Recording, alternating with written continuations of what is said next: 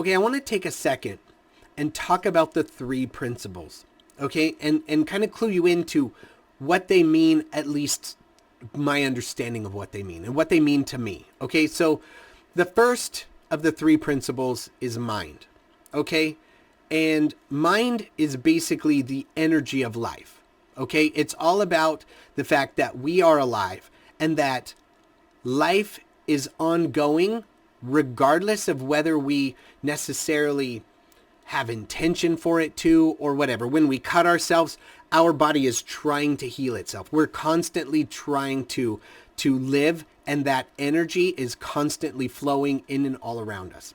Okay, the second is thought. And that's our ability to use that energy and create ideas and images out of that energy. Okay, whether those ideas or images are in our minds, inside of our heads, or in our imaginations, or in what we believe to be reality. And the third one is consciousness, and that is our ability to experience those things in what we believe to be reality, our perceived reality. It's what we believe to be real. Okay, so what do I mean exactly by that? I mean, our thoughts are simply our thoughts that we oftentimes believe are real, whether they're actually based on anything factual or simply just thoughts we're having.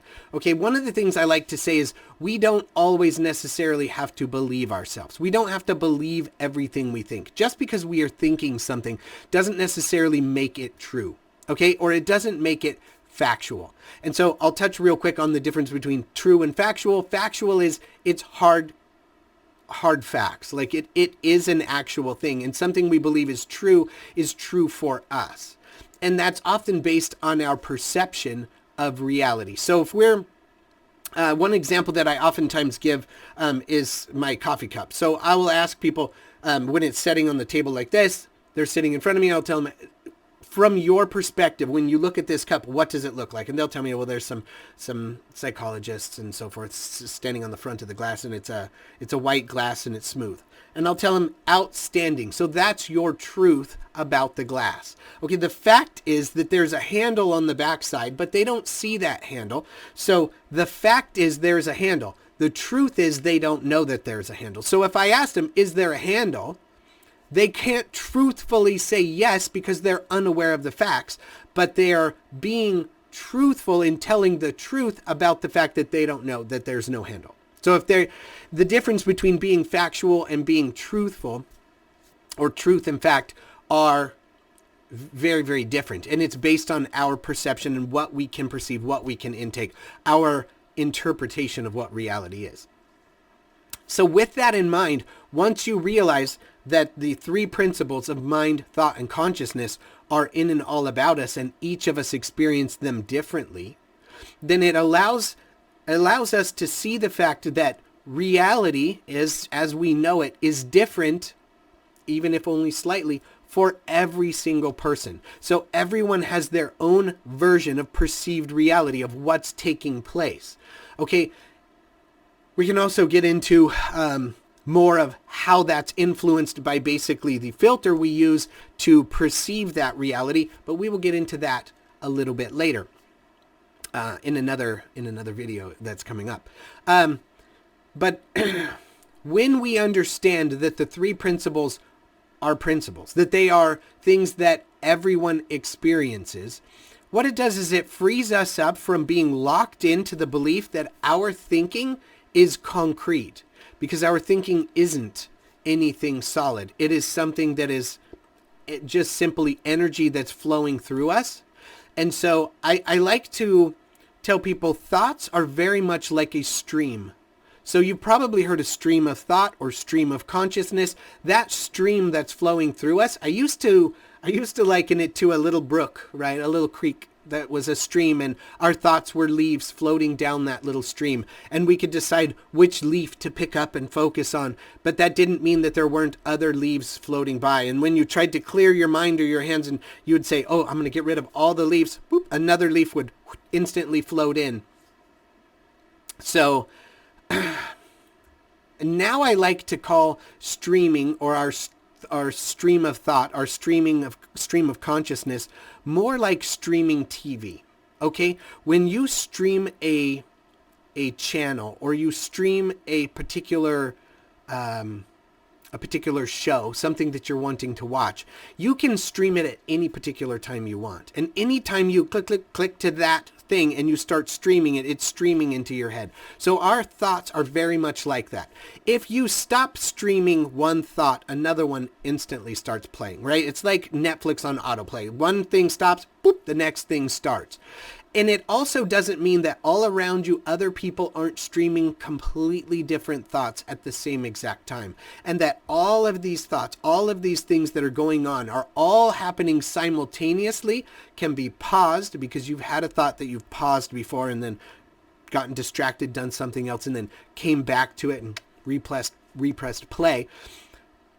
Our thoughts are very much the same. So when you're streaming your thoughts are streaming through your head, it is important to remember that those are just simply that, just thoughts. Okay, and thoughts are very much indicators of our thinking. The thoughts that or the feelings that we have, our emotions that we have, those feelings are all indicators of the thoughts that we are experiencing. People say that, oh no, well, when you have feelings, you feel something, you physically feel it. Like you feel that emotion, like it's something you have to process through. And that's just absolutely not the case. Seriously, what ends up happening to us when we have a thought, we have that thought, and then that thought is brought to us or is inside of us, and it controls the way we feel, because that thought indicates or directs our emotional state of mind.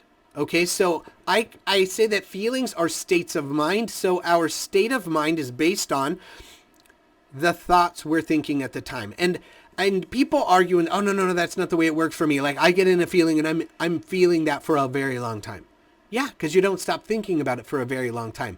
Have you ever been sad? Like you're just down, you're grumpy, you're feeling crappy, right? You're sitting on the sofa and you're just sulking in your muck, right? And ching, your phone goes off and you're like, oop, and it's your loved one and they sent you a funny picture and you laugh at it and you think it's funny and you're looking at your phone and you're like, oh my gosh, that's so funny. And then you set it down and then you're like, oh shoot, what was I thinking about? Yeah, I'm sad. And then you have to drag yourself back down into the sadness. That's because you have to start thinking, you have to change your thinking, change your thoughts, and to go back to feeling sad so that you can feel that sadness again. And it's that easy, that fast, that instant to change your thinking and to change the way you feel. Okay? That is all based on the three principles: mind, thought, and consciousness. There's energy all around us. It flows through us. Our ability to create ideas and images from that energy, and then to perceive those ideas and that energy as reality. Okay, so if you want to change the reality of something, change the way you think about it.